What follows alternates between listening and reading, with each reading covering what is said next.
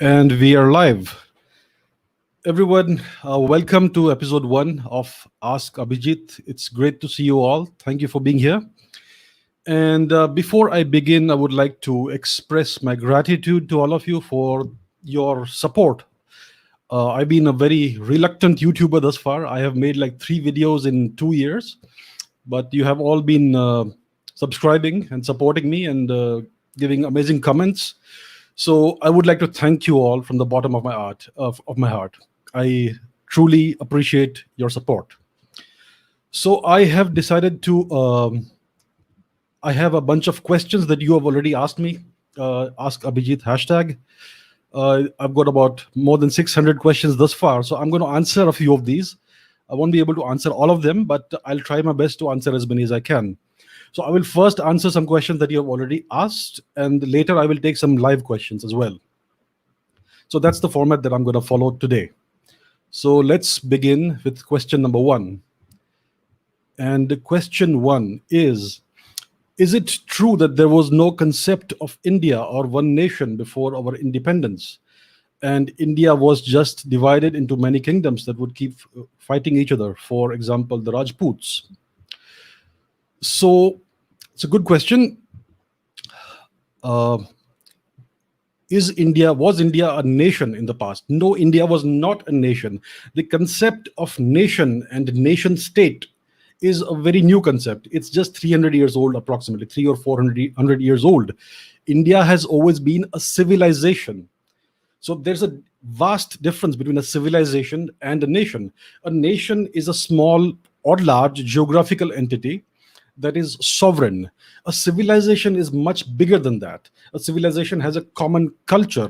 It can have numerous smaller nations within it, and yet it is one single entity. So that's what India has always been. At times, India has been unified under a single empire. For example, the Mauryan Empire, the Gupta Empire, Shivaji's empire, Kanishka's empire, etc. So there were times when India was completely unified and its geographical extent went much more than the current political boundaries of India. And there were times when India was a bunch of fragmented kingdoms and it was still one single civilization. So India has always been something greater than a nation. India has always been a civilization. So before India's independence in 1947, India was a civilization. In 1947, what happened is that India became a nation state, and that too a truncated one. So 1947 was a watershed in India's history. It became diminished from a civilization to a nation. So historically, India has been a civilization. Now, yes, India's kingdoms would fight each other from time to time. It wasn't always the case. Whenever you had a number of kingdoms, there would be inter-kingdom rivalries for sure. And when you would have a large empire under one single emperor, then there would be no such rivalries. So history is a cyclical process. And that's what India has seen, because India's history is so ancient. India has thousands of years of history. So you see these cycles over and over, these historical cycles. You had empires, you had kingdoms, you had the Mahajanapadas, the great republic states, and so on. So that is the answer. India has always been a civilization. A nation is something that is much smaller in scope than a civilization. So today, India is diminished. It is a nation, and one would aspire that India should be a civilization again, a civilization state. So hopefully that's something that will happen in the future. But as of now, India as a nation, historically, it's always been a civilization, despite having so many different languages and so many local manifestations of this single unifying culture. So that's the answer to the question. It's a great question. Let's go to question number 2. So this is by Hardik Bagde. Can you explain about the battle fought between Alexander and Porus, the Battle of Hydaspes? Was King Porus a descendant of the Puru dynasty? Why is there no Indian textual evidence of this? Great question again. So whenever you have a conflict between two sides, between two parties or two nations or two cultures, then in order to get a good understanding of what truly happened, it behooves historians to look at what both sides have to say about it. So the history that we are taught today is of Alexander's invasion of India. He was a great king. He conquered everything. He came to India and he defeated this great, brave king Porus.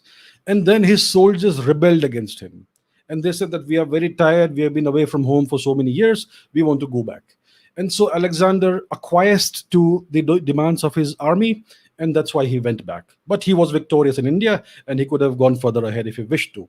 So this is the history, this is the narrative that is taught to us, and this is an entirely Greek narrative.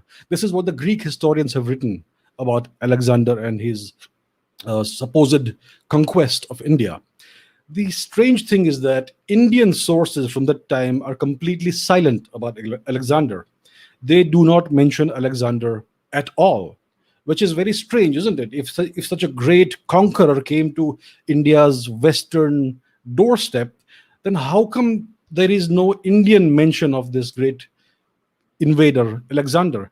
And this battle which is supposed to have happened at the banks of the river Jhelum, this battle happened in Punjab, in the Sapta Sindhu region. And the strange thing is that one of India's greatest universities of all time, Takshashila, also happened to be in Punjab, which is right next door, essentially, to the site of the battle. And this is one of the greatest universities of all time. You had so many professors of all kinds of different subjects, including current affairs, political science, history, science, and whatnot. So if such an enormous and momentous battle happened right next door to Takshashila, how come none of India's scholars recorded this event and wrote some commentary or some sort of some sort of record about it? How come there is no record of this battle at all? And how come there is no record of Alexander at all? And how come there is no Indian record of this king called Porus? Why is that so? And the strange thing is that after Alexander died, his general Seleucus Nicator became the overall king of the Greeks. And he again tried to invade India. And he entered eventually into an alliance with our emperor Chandragupta Maurya.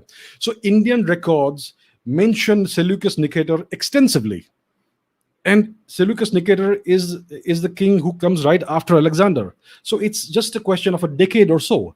And yet there is no mention of Alexander in Indian sources. So if one were to take this logically, it would indicate that Indian sources and Indian historians and the Indians of that time either did not take any notice of Alexander, or they considered him to be not worthy of writing about, which would essentially tell you that his invasion was no big deal. And it would essentially tell you that this king Porus that he supposed to have defeated must have been a very small king of some western outpost of India's boundary with Persia. So the Greeks talk about Porus like he was some great king who had a vast kingdom, but there is no mention of Porus in Indian texts. And so it would indicate that he was a minor king, a minor chieftain of a border outpost of India. So the fact that there is no mention of Alexander or Porus at all in Indian sources would indicate that the story is very different from what the Greeks have told us. And that's the story that we learn about in our textbooks worldwide, including in India. So the Russian marshal, the great Russian marshal Zhukov, who was one of Russia's great military strategists, wrote about this. And he said that what really happened was that Alexander probably lost to this minor border chieftain, Porus. And the Greek sources later embellished the story and invented a story of Alexander defeating Porus and being forced back by the actions of his own soldiers. So I wonder why Indian historians have never taken up this angle. They have just blindly imbibed whatever the Greek historians have written about and whatever the Western historians write about. So I think it is time to look at India's history afresh, because the story doesn't quite add up when it comes to Alexander's supposed invasion of India. What I believe happened is that he came to Western India. He tried to invade India. He had this ambition of invading India. He ran into a small border chieftain.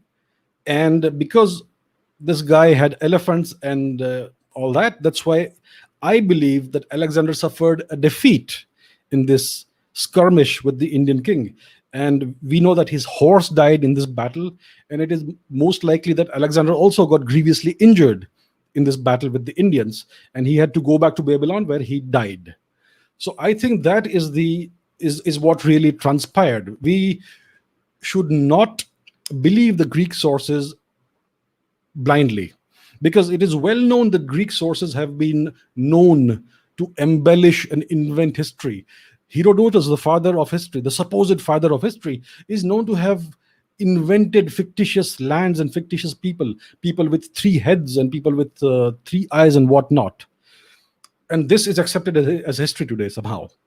So it is time to revisit the history of India and revisit it from our own eyes and our own perspective.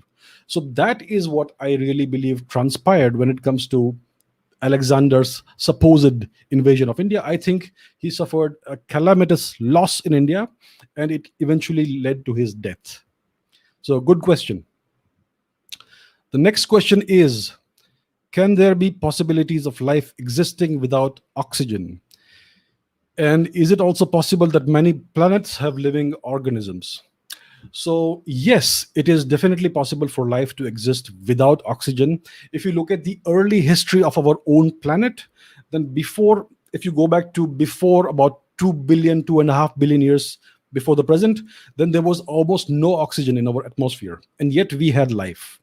And what happened was that there was this species of bacteria called cyanobacteria that evolved and developed the ability to do photosynthesis, which means that they were able to create energy out of sunlight. And the outcome of photosynthesis, the output of that reaction is oxygen. So gradually, these bacteria started producing oxygen in the atmosphere. That oxygen was released in the atmosphere. And that's how the Earth slowly became oxygenated. And once it crossed a certain threshold, it led to a mass extinction of a lot of the species that were on Earth, because at that time, oxygen was actually poisonous to most of the species on our planet. So this is called the Great Oxygen Disaster, the Great Oxidation Catastrophe, or the Oxygen Holocaust. You can look it up. The information is available online. So yes, our own planet harbored life which survived without oxygen, and for whom oxygen was actually a poison. So there are lots of different biochemistries of life that support life without the presence of oxygen. So that's what we had on our planet as well. So yes, life is definitely possible without oxygen. Now, to the second part of the question, is it possible that many planets have living organisms? Definitely. I think that there could be microbial life inside our own solar system itself, because we know that there is water on certain moons around Jupiter and Saturn, and there are lots of hydrocarbons. There's the presence of organic hydrocarbons that are supportive, that form the building blocks of life on Earth. These hydrocarbons are found on comets, on meteorites, and on many of these moons of Jupiter and Saturn. And there are moons that have subsurface oceans. Europa is one example. Enceladus, I believe, Ganymede, and Titan, the moon of Saturn, also has very interesting chemistry, and it has a very thick atmosphere. So I believe, and even Mars. I mean, we know that Mars was once a very wet planet, and we know that there is water below the surface in Mars, and sometimes you even see water flowing on the surface of Mars. So there is definitely the potential for microbial life, microorganisms on Mars and on these various other moons of our own solar system. So I believe it's quite likely that there could be life inside our own solar system outside of Earth. So that's the first thing.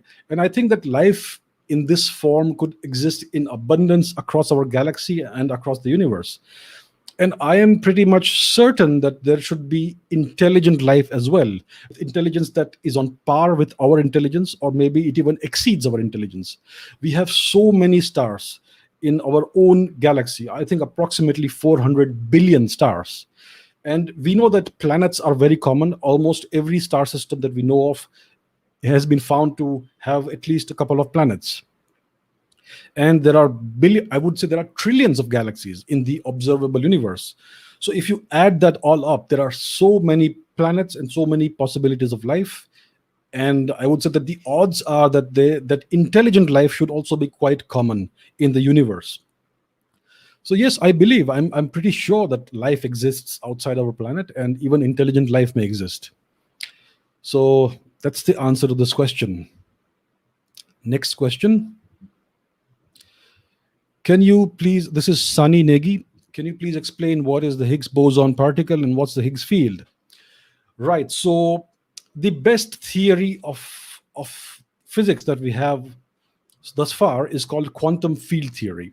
So according to this theory, everything that we observe is essentially an illusion. Reality as we know it is made up of fields and disturbances in these fields. So there is a photon field, there is a proton field, there's an electron field, and these fields permeate the entire universe. It's the same field everywhere. And these particles, protons, neutrons, electrons, etc., are merely localized disturbances in these fields. And it is the interaction of these various disturbances in the fields and the other fields, and it is the interaction that causes the forces that we experience, the forces of electromagnetism, the strong nuclear force, the weak nuclear force, and so on. So the entire universe is essentially comprised of fields. There are 17 fields in all. That's the standard model of physics. And there are 4 bosons. For the 17 particles there are 6 quarks, there are 6 leptons, and you have 4 bosons. And the bosons are the carriers of the forces. So according to this theory, all of these bosons should be massless. But we find that the W and Z bosons, the mediators of the weak force, actually have mass. And so to explain the fact that these bosons have mass, a new particle had to be theorized. It was in the 1960s, I believe, that Peter Higgs and a couple of other physicists hypothesized that there exists one more boson, one more particle, whose interaction with the other particles endows those particles with mass. And that is the Higgs boson. So it is the interaction of all these different fields and particles with the Higgs boson field that imbues them with mass. So certain particles interact more strongly with the Higgs field, so they are more massive. Certain particles interact less strongly with this field, so they are less massive. And particles such as the photon don't interact with the field at all. That's why they are massless. So that is the Higgs boson and the Higgs field. And this particle was the last particle of the standard model to be discovered. It was discovered in the year 2012 in the Large Hadron Collider. And particle physicists had been searching for it for a very, very long time. Journalists called it the God particle, and particle physicists called it the goddamn particle because it was so hard to find. So it's been found finally a few years ago, and so that's what it is. That's what the Higgs boson is, and that's what the Higgs field is. It's what gives the universe and its particles mass. So that's why we exist. If there was no mass, then we would not exist, and the universe would be a very different place. So that is the Higgs boson and the Higgs field. Next question. So this is by Akash Bhullar. What's your opinion about the recent findings hinting at the man-made origins of the coronavirus in a Chinese lab? And is this virus a bioweapon? So for a very long time, we have been told that this is a natural virus. It evolved naturally. It came from bats, supposedly, in the wet market in Wuhan. But what we find is that bats are unable to be infected with this virus. So clearly it's not come from bats. And we have been told to follow the science. But the fact is that the people who talk the most about science online are the ones who know the least about science. And it's not about following the science, it's about following who benefited from this pandemic. This is a geopolitical matter. It's not a scientific matter. If you create a virus in a lab and release it in the world, you're going to make sure that you're going to erase all traces of its origin. And therefore, science will not be able to find the source, because you have erased it. And therefore, this is not a matter of science, it's a matter of following the money. Who has benefited the most from this pandemic? So the numbers are very clear. If you look at the numbers of the past year or so, you will find that the entire world's GDP has been shrinking. India's GDP has shrunk by about 7% or so. The US GDP has shrunk, the UK GDP has shrunk. Every major economy in the world has seen a shrinkage of its GDP, or maybe a very small, tiny growth of the GDP, but nothing like it was supposed to be. Now, if we look at China's GDP, I have recently found that it has grown by 18% over the last year. So over the past decade or so, China's GDP was growing at less than 10%, but suddenly it has seen this spurt of 18%. So how did China manage to achieve such an enormous spurt of growth while everybody else has seen a shrinkage in the GDP? So clearly, China has benefited from this pandemic, and to a great extent. They've been able to place a lot of distance between them and the rest of the competition. So I believe that this is a man-made virus. It was designed by China, and it was released strategically. For example, in 2020, you had these Chinese tourists in Italy who were saying that I am Chinese, I'm not a virus, please hug me. And the poor Italians would go and hug them out of compassion because they are afraid of being called racist or whatever. And that's how this virus spread. And China had already banned travel within China, but they were allowing people to travel outside of China. And if you look at China's history over the past 10, 20 years, you will see that whenever there is an outbreak of a virus in Africa, for example, the Ebola virus outbreak in the early 2010s, then the Chinese would send scientists to these locations, ostensibly to provide aid for humanitarian purposes. But what they were actually doing was they were collecting samples of these exotic viruses. And these samples go back to China, and they are analyzed and they are tested, and I presume something else is also done with these samples of viruses. So the Chinese have amassed a great library of various viruses, and they have been testing them and doing various things with these viruses. So I am not surprised that they have released this virus. The current coronavirus is thankfully not that virulent. It's not that deadly. If it was the Ebola virus, which would have been released, the consequences would have been catastrophic. So I am pretty certain that this is an engineered outbreak. This is a bioweapon. We all thought that 2020 was the year of the virus. I am getting the feeling that the 2020s are the decade of the virus. I hope I'm wrong, but let's see. But I am pretty sure that this is not a natural virus. And now the US government is also kind of publicly saying that there is something more to this virus than a natural origin. So the truth is coming out now. For a long time, the Western media did not speak about this. They acted like agents of the Chinese. They were concentrating on India. They were talking about how many cases are in India. They were concentrating on the cremations that are happening in India. And they were not questioning the Chinese, who are not releasing any numbers of how many cases they've had and how many deaths they've had. The Chinese have released no numbers at all for the past year. And the Western media has not deemed it fit to question the Chinese, and they are concentrating on India. So it's clear that the Western media has been bought out by the Chinese. It's very clear. I don't think there's any doubt at all. And even Facebook was censoring posts that raised questions about the origins of the virus. So I'm glad it's coming out in the open now. And I hope that the world takes adequate measures to preclude further occurrences of such releases of man-made viruses. So I am pretty convinced that this is a man-made bioweapon. Next question. Okay, this is by Piyush Singh. Have you seen the documentary The Phenomenon, which talks about UFOs and extraterrestrial sightings? The US is also going to declassify some info. What are my thoughts about UFOs and extraterrestrial sightings? And it being confirmed by many individuals and decorated government and military officers across the world. So these confirmations are mostly from US government sources and US military sources. So, like I said earlier, I am convinced that there is extraterrestrial life in our own solar system and outside. I'm convinced that there are intelligent aliens as well in various star systems around the world, around the universe. But I am not sure that they've visited us. We still don't have enough data.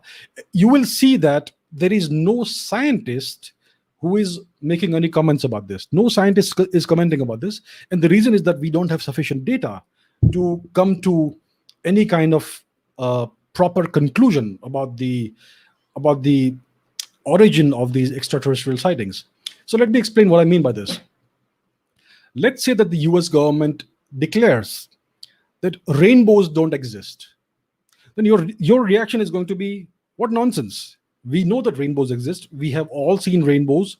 They have been documented to exist. There are so many photographs and videos of rainbows worldwide. So there is documentary evidence and a massive amount of documentary evidence that rainbows exist. And I have seen one myself. So you are lying. Rainbows do exist. Now, what if the US government says that comets don't exist? Then again, your reaction will be, but we know that comets exist. We have seen comets. Some of us have seen comets, and astronomers have been describing comets, observing comets for centuries. And in the 20th century onwards, we have a massive amount of photographic and video evidence of comets taken by thousands of astronomers and non-astronomers worldwide. So there's a massive amount of evidence, irrefutable evidence, that comets exist. Now, the US government is saying that UFOs exist, and here is our footage. And you will find that this is black and white footage, very grainy. It's hard to make out what it is. And they say that this footage comes from US Air Force and US Navy cameras. So my question, I have two questions. First of all, why do these UFOs make themselves apparent? Why do these UFOs reveal themselves only to US government and US military sources? Why is that? And secondly, the US military has the world's greatest and latest technology. So why are they releasing only grainy black and white videos? I am sure that they have extremely high definition video capabilities in their military planes, in their aircraft. So why are only grainy black and white images being released? What is the reason for that? And why are these aliens showing themselves only to the US government? Why are there no UFO sightings in Mumbai? Why are there no UFO sightings in Berlin, in Beijing, in Tokyo? Why is it always, and why is there no UFO sighting in Manhattan, where thousands of people can see it at the same time and photograph it and take videos? Why are there no multiple source sightings of UFOs? Why is it always the US government and the US military? So that is what makes me extremely skeptical about these UFO claims. So when I was a kid, I was fascinated with UFOs. But as I grew up and I became a scientist, I realized that we do not have sufficient evidence to make a decision one way or the other, whether they exist or not. Clearly, there are unexplained aerial phenomena that are cited from time to time.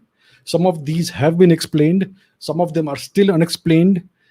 But these releases of videos by the US government, they look like plants to me. It's to I feel that it's to create a certain kind of narrative which has a long-term political or geopolitical objective. So I am extremely skeptical about the current rash of UFO disclosures that the US government is making. I am not at all convinced about these claims. Right. Okay, next question. What is the difference between an astronomer and an astrophysicist? This is by Aniket Raj.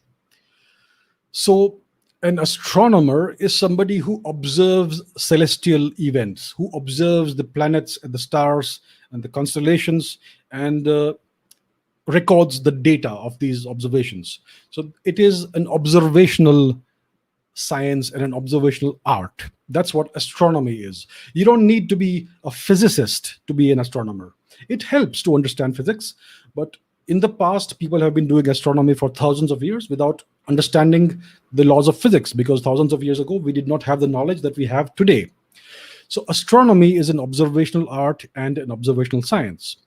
Astrophysics, on the other hand, is about taking this observational evidence and the observational data and applying the laws of physics as we know them to this data to understand the nature of the universe, to understand what drives things like star formation and the deaths of stars and the evolution of stars, what drives the formation and evolution of galaxies and nebulae, and essentially what is the nature of the universe and all of that. So it involves physics, it also involves some amount of chemistry, and astrobiology involves the understanding of biology as well.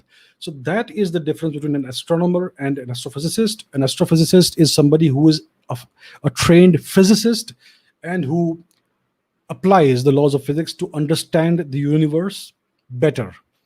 So that is the fundamental difference. One is an observational science and art. The other one is about analysis and deduction. You take the observations and you analyze them and you put forth theories and models of various phenomena that you observe. So that is what astrophysicists do. Next question. This is by Akshat Chobe. What is my opinion about the one China policy, and should India continue to accept it? Yeah, that's a good question. So the Chinese say that China is one entity, one nation, and nobody should question it, and everybody should agree to the Chinese perception of what their geographical boundaries are. So China has invaded and occupied and annexed Tibet. We should accept it. They are now claiming the South China Sea. We should accept it. In the future, God forbid, they want to invade and capture Arunachal Pradesh, and they would like the world to accept it as part of China. So there is a concept called reciprocity in international relations. I will honor your wishes if you honor mine. And India also should have a one India policy, which includes the entirety of Jammu and Kashmir, including Aksai Chin. It should include the whole of Arunachal Pradesh, which is already under our jurisdiction, and it will remain under our jurisdiction. And we would like China to adhere to and respect our geographical boundaries. And they refuse to do that. They do not want to respect our geographical claims, but they want us to accept their geographical claims, and their geographical claims are always expanding. They have territorial disputes with almost all of their neighbors. Japan and Russia as well. The Russian dispute is right now under the carpet. It will soon pop up again. It pops up from time to time in the Chinese media, and with almost every other nation that has a common border with China. So they have this expansionist, hegemonic tendency, and they want to keep expanding their territories, and they want us to accept that one China policy. So my stand is very simple. We should accept their one China policy if they accept the one India policy, and if they accept the geographical boundaries of India as we have always known them to be. Essentially, China has no business being in Tibet or at the border of India. See, China has existed as a separate civilization, as an independent civilization for the past 2.5 or 3,000 years. And India has been around for 10,000 years or more. And India and China have never had a common boundary until the past 60 or 70 years. So this border tension is a very new thing. And it is something that the Chinese Communist Party has created out of thin air. India and China have historically never had any sort of conflict, ever. So the Chinese Communist Party has created this conflict by capturing Tibet and then laying claims on Indian territory. So if the Chinese want India to accept their one China policy, they should first quickly agree to a proper border demarcation, and they should accept our historical, long-standing, millennia-old geographical boundaries, and then we can think of accepting their so-called one China policy. So that is what I believe. The world needs to stand up against China and stand together against China. China's rise is not at all peaceful. China doesn't believe in a peaceful rise. It believes in continuous and perpetual expansion, whether it's the expansion of its borders, the expansion of its economy, mercantilism, expanding into other poor countries and laying debt traps upon them, like they've done to Sri Lanka and many African countries. So it's an expansionist, hegemonic power, and it does not wish the world well. So it may not be resorting to military violence at this stage, but it is clearly not a nation that wishes well upon the world. So I would say that the world should stand up against China, and this one China policy should be accepted only if China seizes these expansionist and hegemonic ambitions of its, and if it behaves according to the so-called accepted international laws. Right. Next question. So this is by Aditya. Can AI take over the world? If yes, what are the chances of AI taking over humanity? And B, can we, the humans, fight artificial intelligence and win? Right. So this has been in the news for quite some time now, artificial intelligence, because we are making great strides in the progress of this technology. We have things like machine learning, self-learning algorithms, neural networks that are growing and learning on their own, and so on and so forth. So the question is, can AI take over the world? For AI to take over the world, it would first need to become self-aware. It would need to become aware of the external world.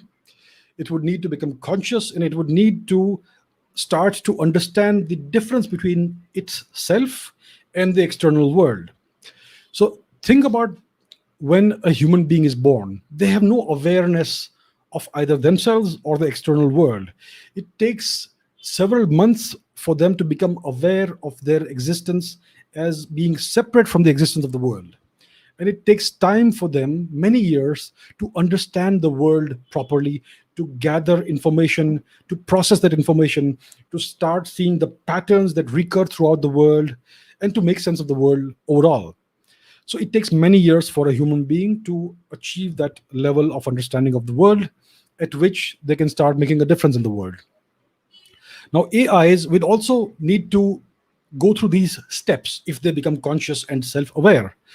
And for them to take over the world, they would need to be able to harness unlimited energy. They would need to be able to harness unlimited energy and resources and be in charge of decision-making processes the world over. Only then would they be able to take over the world. So I think it's going to be a very long time before that happens, before AIs have access to that level of resources and they have that level of understanding of the world. I think it's not going to happen in the next decade, at least, that AIs will become self-aware. Maybe in the next 20 years. Definitely, I would say in the next 50 years, AIs would become self-aware, conscious, so to say. We don't really know what consciousness is, but it's possible. And my real fear is that it's not the big problem is not that AIs will become self-aware. It's that AIs will give certain people, certain institutions, certain organizations, and certain countries almost unlimited power. So that is the immediate threat of AI. Because of these capabilities, private corporations have started transcending national boundaries. They have started impugning upon national sovereignty, the worldwide. It's already happening. So this is all because of the power of computing and the power of algorithms. So that's already happening. That is the immediate threat. AI is becoming conscious is a threat that is in the future. And so the chances do exist, but these chances are not immediate. Maybe in the next 20 to 50 years, AIs may be able to pose a genuine threat to human beings. If AIs actually take over the world, then I think that the chance of human beings fighting them back and winning is next to zero. So the main thing is we should never allow an artificial intelligence to have access to unlimited resources and to have access to decision-making processes. It should not have decision-making abilities to make changes in the world. and it should not have access to unlimited resources and unlimited power. It should be self-contained, and it should be limited in scope. Then only can we keep it under control, if it actually becomes conscious and self-aware and intelligent. So that's the answer. That's my perspective. Next question. Okay, this is by Shubham Pandey. Do you believe that Vikings actually existed? And yes, and if yes, how did such strong men vanish? And is Vinland a true place? So yes, of course, the Vikings did exist, and they have not vanished. Their descendants are very much alive. The Scandinavian nations, these are the nations that are home to the descendants of these Vikings. So that's Norway, Denmark, Sweden, to some extent Finland, Greenland, Iceland, and also the United Kingdom, the British Isles, because there were lots of Viking invasions in the British Isles about 1,000 years before today. And also France, because the Normans, the French Normans, were the descendants of these Vikings.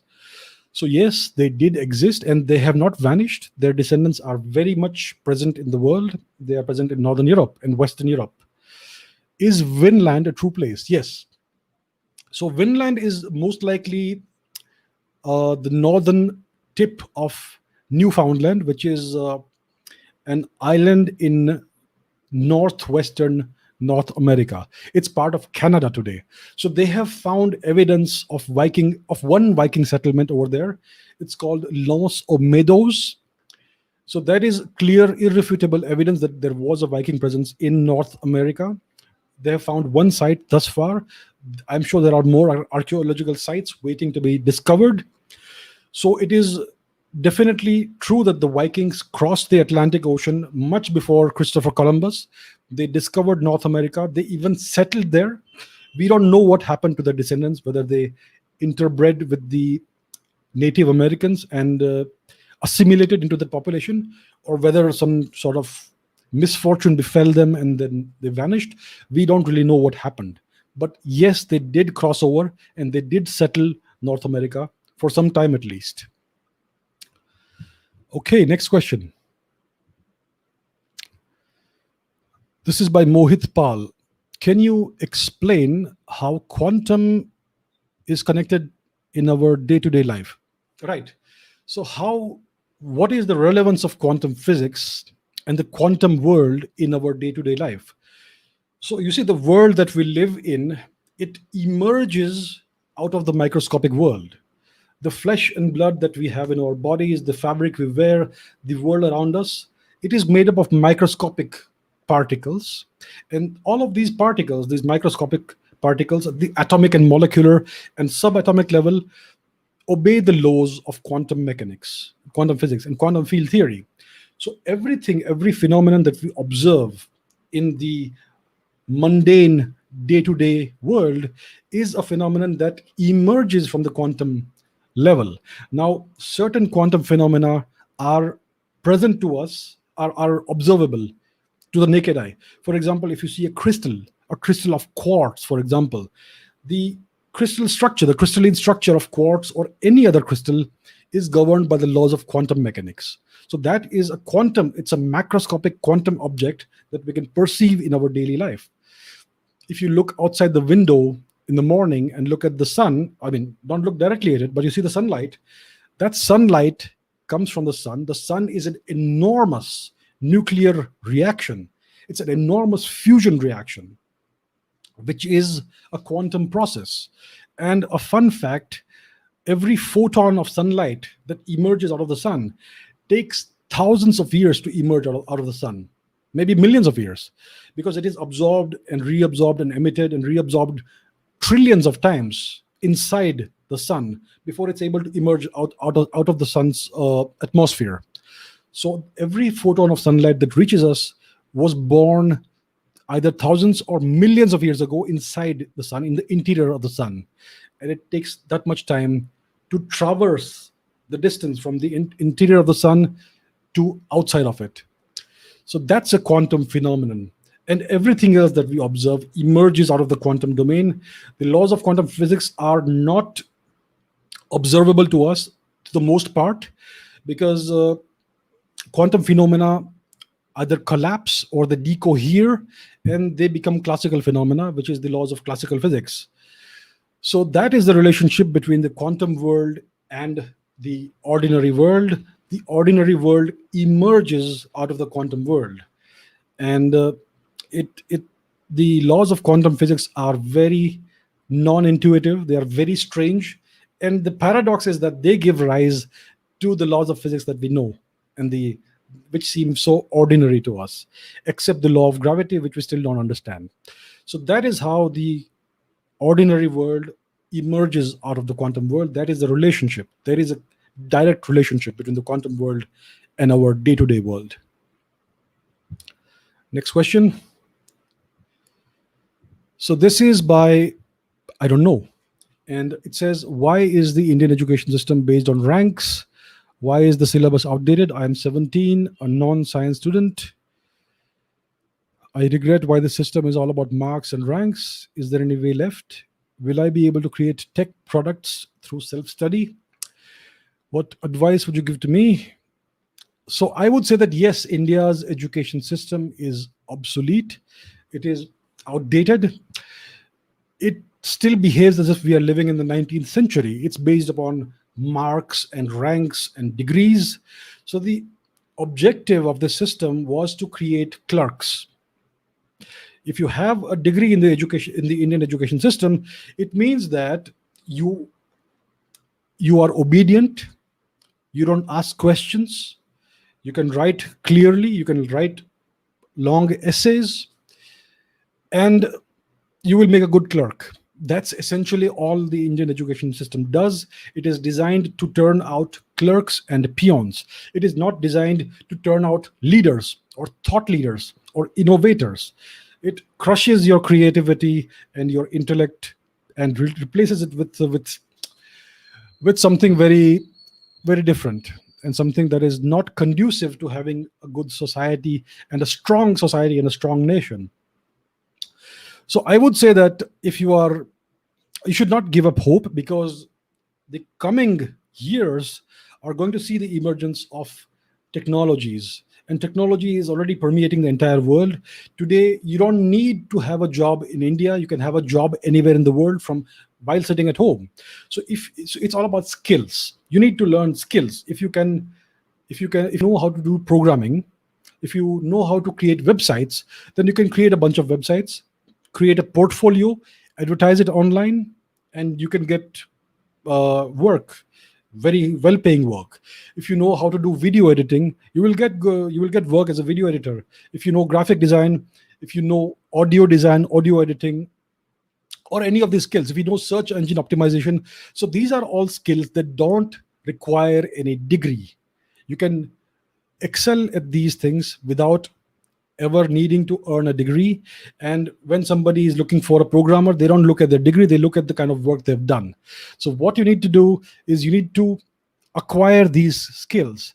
And you can acquire skills like coding, like programming, website designing, graphic designing. You can acquire all these skills online by looking at YouTube tutorials and other websites. And all of this information is available online for free. You just need to look for it. So you can acquire all of these skills on your own without anybody's help. And once you have these skills, you need to showcase them in a portfolio, and that will give you the opportunity to earn a great living online from clients throughout the world without ever needing a degree. So that's what the future holds for us. It's a very good thing. So it's increasingly making the Indian education system obsolete. It's also making the global education systems obsolete. So it's a very good period of time actually for people who are skilled. So it's going to make all the degrees obsolete. But right now, this coming decade at least, degrees will still be relevant in India, but they will increasingly fade out of demand. So I would say that you need to acquire these skills, whatever you are good at, whatever you feel that you would be good at. Acquire these skills, practice, create a portfolio, advertise the portfolio, and you will do well You will find lots of work online. So that's what the future holds. So you should not feel lost. You should not feel hopeless. There's a lot of hope. Be positive and work on it. All right, next question. This is from Palash. The question is regarding the origins of our civilization. Gautam Buddha's history is quite well recorded. Yet a Buddha does not drop out of thin air without having a huge preceding history of a highly evolved civilization. When do you think our civilization must have developed stable, advanced societies? So, Palash, you are absolutely right. Somebody like the Buddha does not drop out of thin air. There has to be a long historical precedent and a great deal of socio-cultural and civilizational context. Somebody like the Buddha cannot evolve out of a barbaric, primitive society. Somebody like the Buddha or even Mahavira cannot emerge out of a society which is not highly evolved. So it's clear that the Buddha and Mahavira of Jainism, who are believed to be contemporaries, it is clear that these two great souls, these two great individuals, were the outcome of a very ancient civilization, of a civilization that was already very ancient 2,500 years before today. And we know that the Buddha is not the first Buddha. There is, according to Buddhist tradition, there were many Buddhas before the last one, before Siddhartha Gautam. And even in the Jain tradition, Mahavir is just one of a long line of great Jain Tirthankars. So it's very clear that Indian historical tradition, Itihas, says that India had a very, very long history before the Buddha and before Mahavira. And the Greek historical sources corroborate this, because Greek ambassadors who came to the court of our emperor Chandragupta Maurya, they wrote that the Indian calendrical system of that time dated back to at least 6,600 and something BCE. So that is a whole lot of time. That's almost 9,000 years before today. And there were records of lineages and dynasties that stretched all the way back to before 6,000 BCE. So that tells you that we have been, our ancestors were recording events in our indigenous calendar. They had been doing this for at least 8,000 years before today. So it's clear that a culture that develops a calendar would have been highly evolved even before that. So that would tell you that Indian culture had been evolving for thousands of years before 6,000 BCE. And that's how they were able to mature and create a highly accurate calendar. So I would say that this is evidence that India's civilization is millennia older than Gautam Buddha and Mahavira. It goes back to at least 6,000, 7,000 BCE. Most likely it is much older than even 10,000 years before today. So we have sufficient evidence from multiple sources, from archaeological sources, calendrical sources, from Greek sources, etc., that all point in the same direction, that India's civilization is extremely ancient. It may well date back to before 10,000 BCE, before 10,000 years before today. So I hope that historical research proceeds in that direction. There is a lot to uncover. We are at the very beginning of, I believe, a new phase of historical research with India as the focus. So it's a very exciting time ahead, and I look forward to that. Next question. This is by Sarthak Vankhere. What if two black holes of equal mass merged? So, if two black holes of equal mass were to merge, let's say both black holes have a mass of 30 solar masses each. So each black hole has 30 solar masses, and they were to merge in an in-spiral event. Then what would happen is that they would merge, and there would be a single black hole that would emerge out of this merger, and the mass of this new black hole would be less than the sum of these two masses. So if you have two black holes of 30 solar masses each, we would expect them to create a black hole of 60 solar masses. But what actually happens is that the new black hole will have 3 or 4 solar masses less. So the new black hole would have 56 or 57 solar masses approximately. So the question is, where did this mass go? What accounts for this missing mass? And the answer to that is that that missing mass was converted into gravitational energy. When an in-spiral event happens and a merger of two large black holes happens, this merger gives forth an enormous burst of gravitational waves. It's like an enormous tsunami of gravitational waves. And this tsunami of gravitational waves carries away a lot of energy. So it takes away a lot of the energy of these two black holes, the merging black holes. And we all know Einstein's equation, the most famous equation in the world, E equals mc squared. So according to this equation, energy and mass are equivalent. So this energy that was taken away in the form of gravitational radiation is subtracted from the mass of the resultant black hole. So that's why the resultant black hole has a mass that is less than the sum total of the masses of the two original parent black holes. So that's what happens when two black holes of equal mass merge. And this is something that's been observed actually.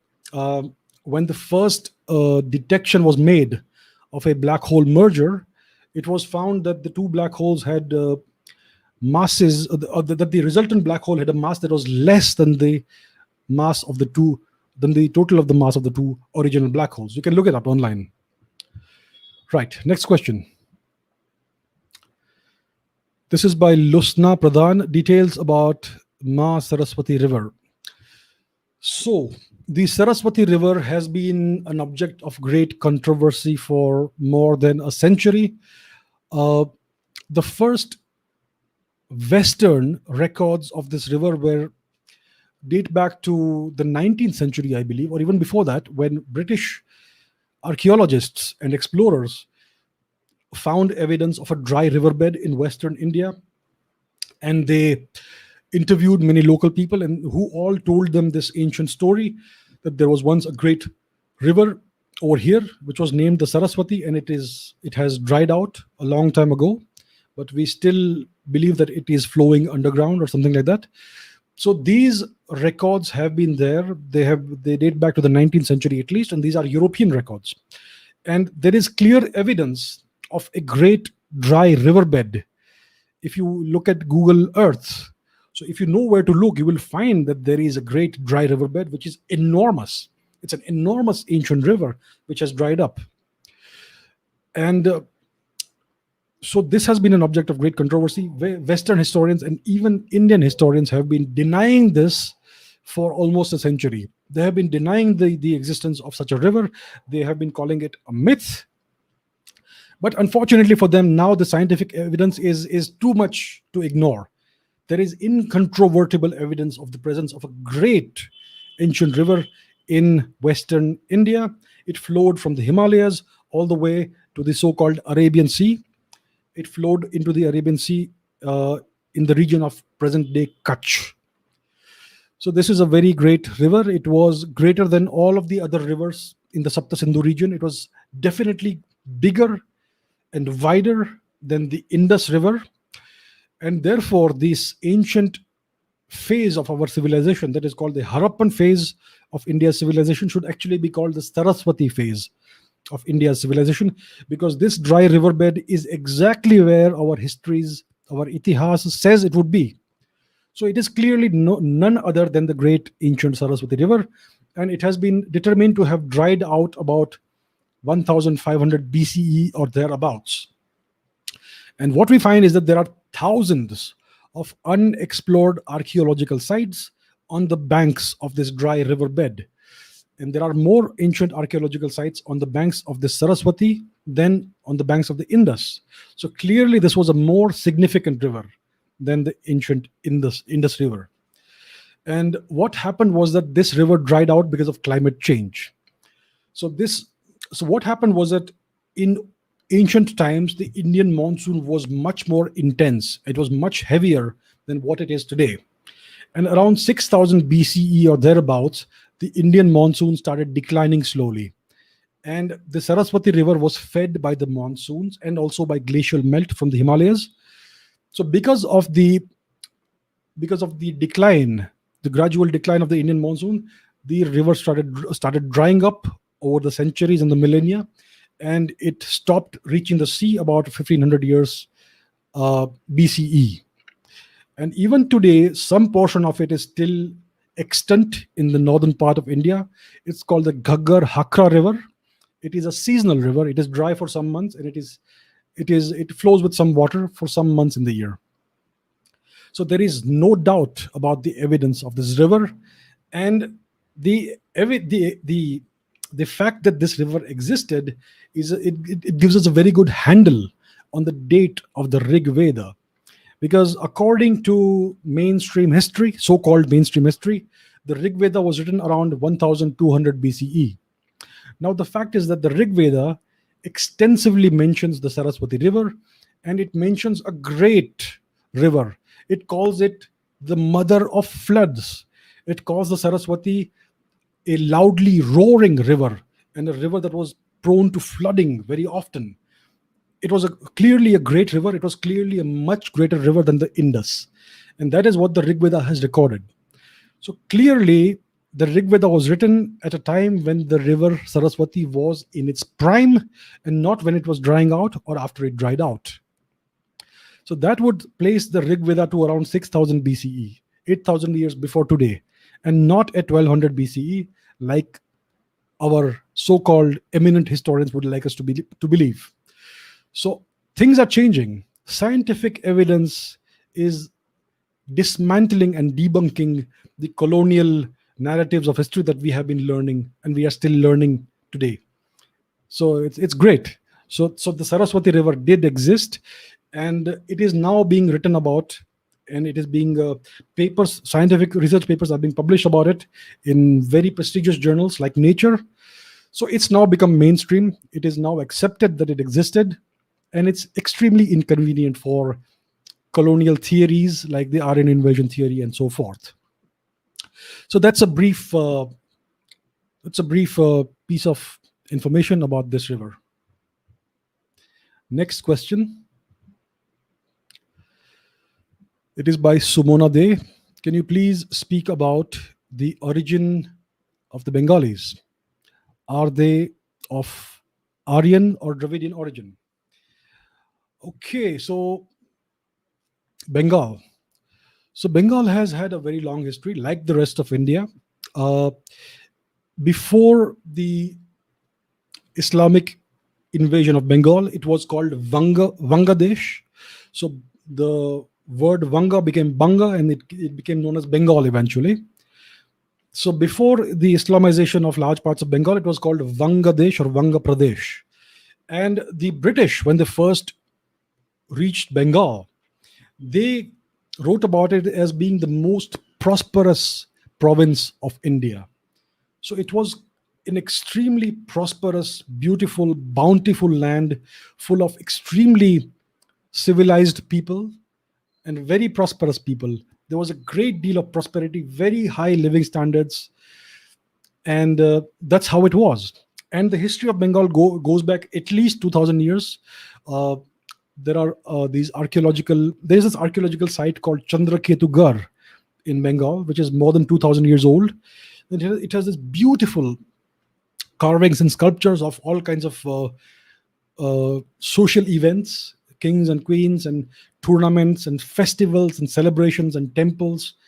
So it is a very interesting representation of the life of ordinary people and other people as well in ancient Bengal. So this evidence is at least 2000 years old. It goes back to around 2300, 2400 BCE.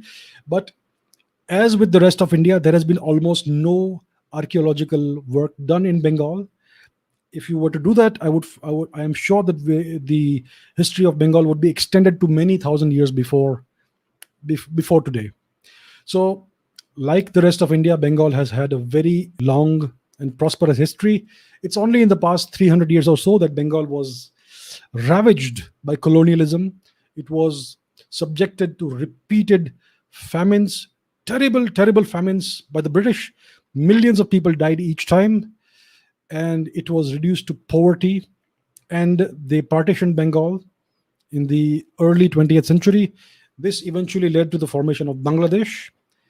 So that's a bit about the origin of Bengal and the Bengali people. Now, to the question of whether they are Aryan or Dravidian. The Bengalis are neither Aryan nor Dravidian, they are Indians. There is no such thing as Aryans and Dravidians. This is a colonial construction. You will see no reference to Dravidians before before the British came into India. You will see no reference to Dravidian people or Dravidian lands or Dravidian kingdoms in ancient Indian literature. None of it at all. It is a British construction. They have tried to link it to some ancient text by twisting some pronunciations of some words. But this is a colonial construction. It was designed to divide India and to alienate the north and the south from each other. That is why this Aryan Dravidian divide was constructed. And here's what the Aryan Dravidian divide says. It says that the people of northern and western India are the descendants of Aryan invaders, and the people of southern India are the descendants of Dravidians, who were the original inhabitants of India. So it says that these are two different races. These are two different ethnicities. It says that these are different genetics. This is what the Aryan and Dravidian theory says, that these are two different ethnic groups, different races. Now let me debunk this once and for all. Let me open a web page and show it to you. Just give me a minute, please. I'm going to show this. All right. Here it is. So this is a news item which says that there is this little girl who was born in Florida. She was 2 years old in 2018 or 2019, and she had leukemia. She has leukemia, and she needs a rare blood group, a very, very rare blood type, which is found only, let me show you, 1 second.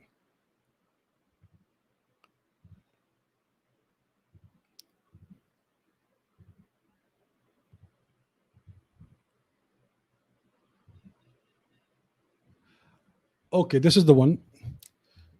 So this is a 2-year-old Florida girl who is of most likely Indian origin, and she needs a very, very rare kind of blood. And only people of Pakistani, Indian, or Iranian descent are carriers of this compatible blood group. And out of those, only 4% people. So it says that people of Indian, Pakistani, and Iranian origin have this blood group, and nobody else in the world has it. So what does this tell you? It tells you that the people of India, Iran, and Pakistan are the same ethnicity. They are the same race. And when they say India, it means the Indian subcontinent: India, Pakistan, Afghanistan, Nepal, Sri Lanka, Maldives, etc. So this is proof that the people of the Indian subcontinent and the people of Iran, they are one single ethnicity, because this blood type or blood antigen is found only in this particular segment of the world's population. It's not found among Africans, it's not found in Eastern Asian people, it's not found in Europe, it's not found in the Americas or Australia or anywhere else, only in the Indian subcontinent and in Iran. So this, and it does not say that only North Indians are applicable or eligible, or it does not say that South Indians are not eligible. It means that the people of Northern India and Iran, who are supposedly Aryans, share this with the people of Southern India, who are supposedly Dravidians, right? So this completely debunks this notion that the people of Southern India and the people of Northern India are two different ethnicities and two different races. If they share this particular antigen, which is not found anywhere else in the world, it conclusively proves that they are one single race and one single ethnicity. It means there is no Aryan Dravidian divide. We may look different on the outside.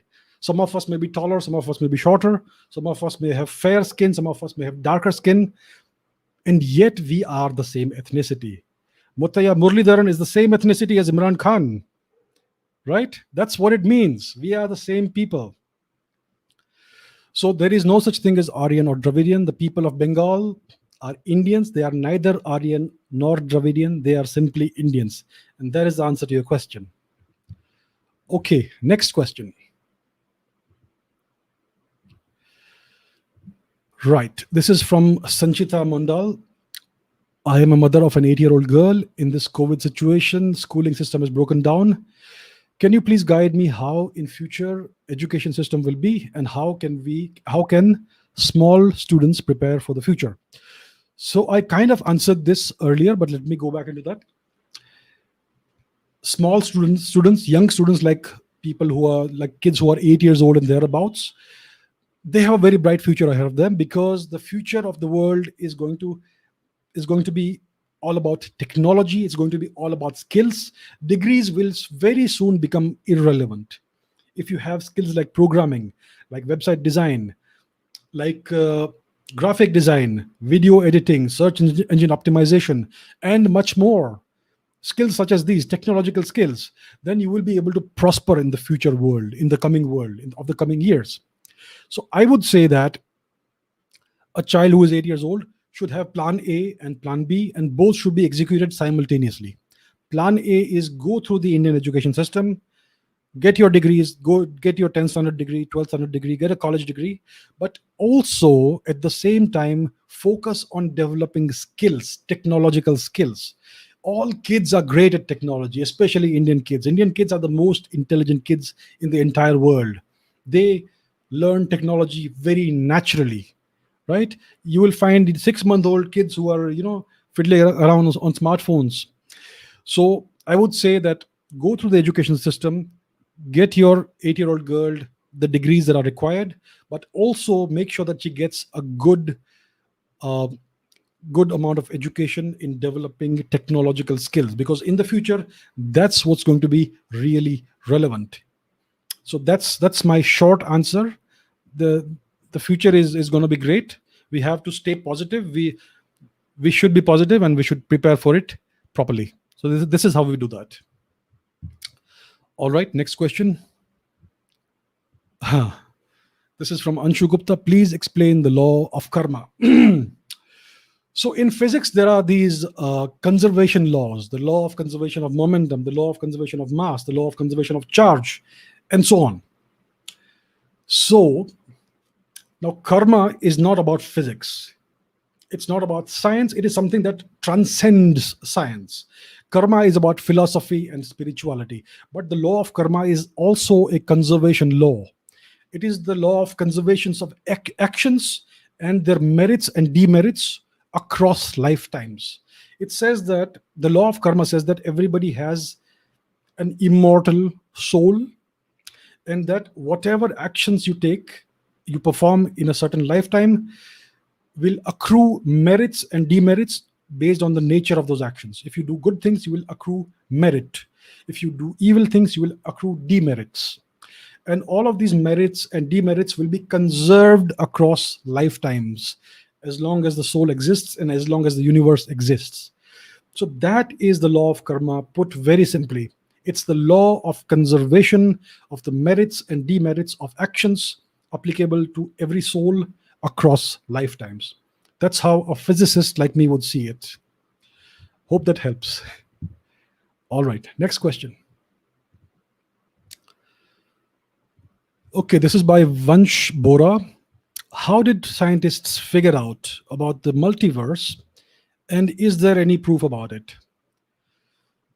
So, the multiverse theory has numerous origins. One of the theories comes out of string theory, the so-called string theory landscape, which hypothesizes that there are at least 10 to the 500 different configurations of universes, and maybe much more than that. So that's what string theory says. Quantum mechanics has an interpretation called the many worlds interpretation. Its originator was Hugh Everett, who was ridiculed for it, and now it is one of the most widely accepted explanations or interpretations of quantum mechanics. So according to the many worlds theory in quantum mechanics, every time you make an observation, it splits the universe into two branches. So every time you observe something or you make a choice, the universe splits into two branches, and and both outcomes exist simultaneously, but your consciousness exists only in one of the branches of the universe. But the other branch of the universe has a copy of you with a separate consciousness who has made a different choice. So, for example, you flip a coin and you see that it's heads. But what happens when you flip a coin is that the universe splits off into two branches, and in the other branch of the universe, there is a copy of you who has got the result as tails. So that's the simplest form of explaining the many worlds interpretation of quantum mechanics. There are other interpretations as well. For example, if we were living in a simulation, the simulation hypothesis, then a supercomputer or a hypercomputer that could create a simulation that we live in could create possibly multiple such simulations, which could be looked upon as a multiverse. So there are many origins, there are many possible configurations of this multiverse hypothesis, but it is simply a hypothesis. It is not a theory. So a hypothesis is an educated guess. It is a possible explanation of something. But a hypothesis needs to be supported by experimental and observational evidence for it to become an accepted theory. So the multiverse is merely a hypothesis because we cannot test whether there are multiple universes. We cannot even leave our own planet. We cannot even leave our solar system. So how will we leave our universe and test whether there are other universes out there? So as of now, there is no way to test the multiverse hypothesis. That's why it is merely a hypothesis and not a theory. So that's what it's all about. So there is no proof. It doesn't have any proof thus far. It's just a hypothesis. As of now, it belongs in the realm of philosophy, not of science. Okay, one more question, and then I will take some live questions. So this is by Ritvik. What do you think about India's foreign policy about China? India has repeated the same mistakes over and over. Indian politicians and bureaucrats have never taken China seriously, lack the vision to understand China. Why are we so confused? Do you think bureaucrats are bought by China? Do you think we need young leadership in the 30s and 40s? Do you think our system is too old people centric rather than youth centric? I think that I agree with you. I think that our system is too old people centric. It needs to be more youth centric. I'm not saying that we should get rid of the old people. Absolutely not. Old people have a great deal of experience and wisdom. What we need to have a spectrum of age groups. We need to have a good amount of representation of younger people, because it is the younger people who have the dynamism and the energy and the new ideas and the understanding of the new world that the old people lack. And what old people can contribute is a deeper understanding of the past and a great deal of experience. So what we need in our establishment, in our foreign policy establishment, and all our institutions is a judicious, harmonious blend of elderly people, of older people and younger people. And the emphasis should always be on the future, which means younger people. So I would say that yes, our system is too old people centric. It's too conservative. And you are right. Our system does not understand China. Thus far, all our so-called foreign policy experts and strategic experts have been experts about Pakistan. In the past, India's foreign policy was all about Pakistan, Pakistan, Pakistan. That's all you understood. That's all the media understood. That's all these experts understood. Now, after last year's events, the Galwan clash and all that, they have suddenly morphed into China experts. The fact is that they don't understand China. None of them knows how to read or write Mandarin. If you don't know how to read and write Mandarin, you cannot read Chinese texts. And everything that is written about the Chinese strategic thought processes and their geopolitical outlook and worldview, all of that is written in Chinese Mandarin. So if you want to understand what the Chinese are thinking, what they're planning, you need to have a good understanding of the Mandarin language. And our experts, the majority of our experts, lack that understanding. They don't understand that language and they don't understand China. I'm not claiming to be a China expert. I don't know Mandarin. So I am not an expert in neither are these people. And I would say that our foreign policy establishment has this great glaring drawback. First of all, it's too small. We have less than 2,000 diplomats to take on the entire world. That is less than the diplomatic strength of Singapore or Japan. So, for a country like India, which supposedly aspires to great power status, you need a much greater foreign policy establishment. We need a greater core of diplomats, and they should be drawn from various disciplines, not just from the Indian bureaucratic services. So I agree with you that there's a great deal of reform that is needed, and that reform needs to happen very quickly because as of now, we do not understand China at all. Right. So I think I've taken about 20 questions. Let me take a few live questions and then we will wrap up. So I'll just take a look at the comments.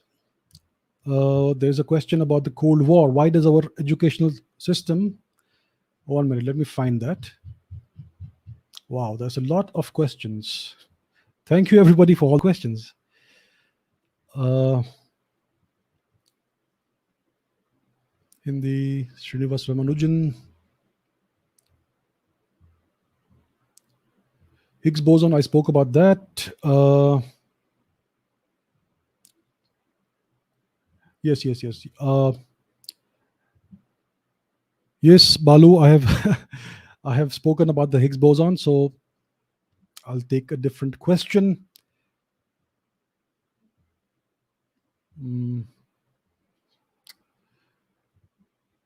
Okay, let's take this one. Please explain quantum entanglement theory in layman's language. So quantum entanglement theory is a theory that two particles are intrinsically entangled, are intrinsically linked together, and they remain linked together no matter where they are in the universe. So think about it like this in layman's language. Let's say you have a pair of shoes. So you have a left shoe and a right shoe. Now you pack these separately. You send one shoe to your friend in Moscow, and you send the other shoe to your friend in Chennai. Now, let's say the shoe reaches Chennai before it reaches Moscow. And your friend in Chennai receives the package, and he or she opens the package and finds that it is the right shoe. So what does it tell you about the person who is in Moscow? What are they going to find? They're going to find a left shoe in their package. So the moment you open the contents of one package, you immediately know the contents of the other package. Now, instead of Moscow, let's say I sent that package to the Andromeda galaxy. Let's say I was able to send it within the next 1 hour, hypothetically. And then if I open the package over here in Chennai, then I will know immediately that the package in Andromeda has what configuration of shoe. So this information seems to travel faster than the speed of light. And this is just a layman's picture of how it is, but particles are entangled. And the problem is that until we observe a particle, we have no way of knowing what state it is in. Because if a particle has state up and state down, then before you observe it, it is in both states at the same time. It's in a superposition of two states. So both entangled particles are in superpositions. Neither of these particles knows what the other particle state is. And yet, once you observe the state of one particle, even if the other particle is 100 light years away, you will immediately know the state of that particle as well. So the information seems to travel at least 10,000 times faster than the speed of light. And we know that this is a true effect. It's not. Einstein was of the opinion that this spooky action at a distance is just an illusion. There is a deeper law which restores the causal structure of the universe, but that is not the case. We have now realized that it is truly spooky action at a distance, and we don't understand how it happens. The only plausible explanation that we have of entanglement as of now is what is known as superdeterminism. And that is a theory that everything has been determined from the very beginning. So every particle knows what's going to happen. So it's like saying that everything is written in the fate, So that is what superdeterminism essentially is. It is that every future outcome of the universe has been determined in advance. So that is one explanation of quantum entanglement. So it is one of the mysteries of quantum mechanics. one of the many mysteries. Right. Let me take another question. Okay. Why do we dream? Well, dreaming is related to the mystery of consciousness. We don't know how the brain works. We don't know how the mind works. We don't know what consciousness is. And yet, when we sleep, when we are supposedly unconscious, we have these dreams. So it is, and once again, sleep itself is a great mystery. We don't know why we sleep. And one of the strange things is that when you have these neural networks that mimic the structure of the brain, then you find that even the neural networks need a period of rest. Otherwise, they start outputting garbage information. So if a neural network has been running for, let's say, 12 to 14 hours, you will find that it needs to undergo a period of rest. Otherwise, the results that it is outputting become garbage. So even neural networks need what seems to be sleep. And do they dream as well? We don't know. So this is one of the great mysteries that science is currently grappling with. There is so much that we don't know. So that's what it is, right? So it's part of the mystery of consciousness. Why do we dream? As of now, we do not know. There are a number of theories. Maybe the brain is processing the information it has acquired during the daytime. Maybe it is rearranging memories, and that manifests as dreams because of the connections of the neurons and the connections of various memories together. So these are all speculations. These are theories. We do not have any proof as of now about these, about why this actually happens. Okay, let me take one more question. Okay, this is by Anik. My thoughts on terraforming Mars. How much progress has been made on this front?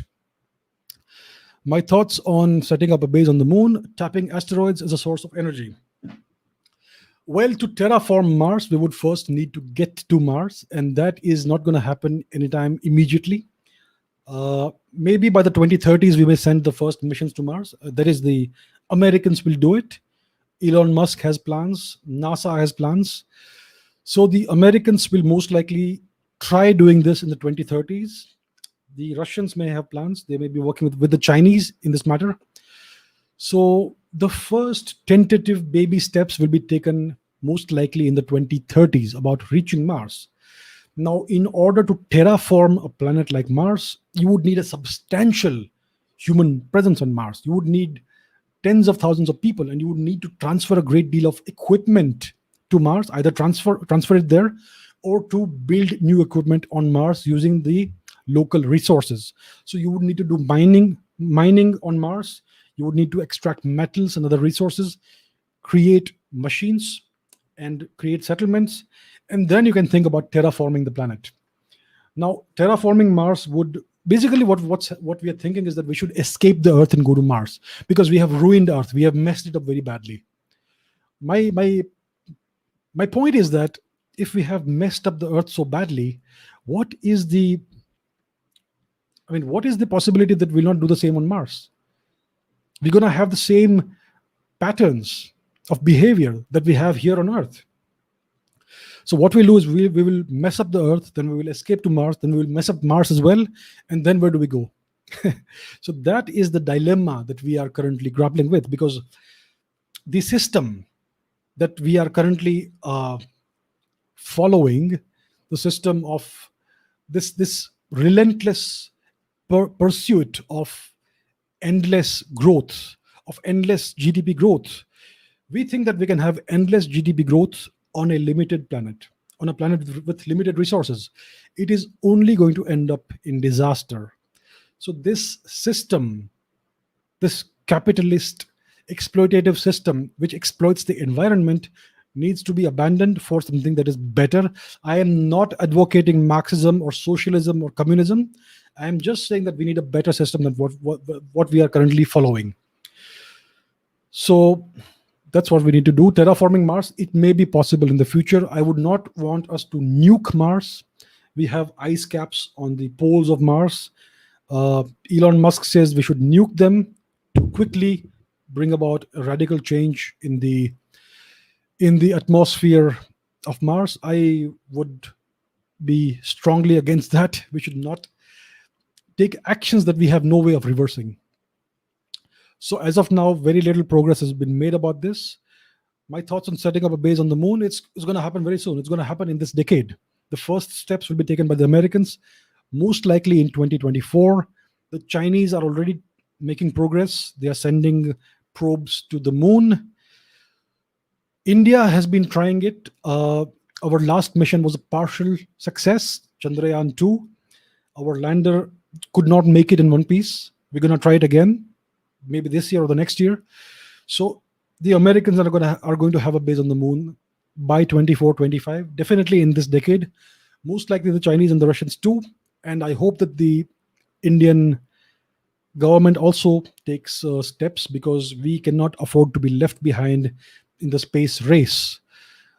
What's going to happen is that in the 21st century, the nations, the 2 or 3 nations that are going to be at the forefront of space exploration are going to be the 2 or 3 nations that are going to lead the world. It's as simple as that. So if India has any aspiration or any ambition of being a global power and to have a sovereign identity of its own, then it needs to strongly focus on space exploration, because the technological spin-offs that come out of space exploration are extremely useful in geopolitical applications. So that's what needs to happen. Tapping asteroids is a source of energy. Well, asteroids will be mined for metals, most likely. Many asteroids are metallic in nature. Iron asteroids, nickel also is found, and various other metals as well. So asteroid mining will happen eventually in the next coming decades, definitely in the 21st century if we don't mess things up. So the asteroid belt will be tapped for metals and other resources, not necessarily for energy. Energy will come from the moon, because the lunar dust contains great amounts of a rare isotope of helium, which is not found on Earth. And that will be the fuel for future nuclear reactors. So the moon is going to be a great source of energy. And that's why there is this great moon race going on right now. So that's about it. I know you have lots more questions, but I think I'm going to stop here. It's been an hour and a half. I will be back tomorrow, same time, same channel, and I will take up more of your questions. So thank you very much for all of your questions. I truly, really appreciate it. Thank you from the bottom of my heart. And I will continue doing this regularly. I will take up your questions again tomorrow. So that's it for today. I wish you all a good night, a good day wherever you are, and I will see you tomorrow. Thank you. Bye-bye.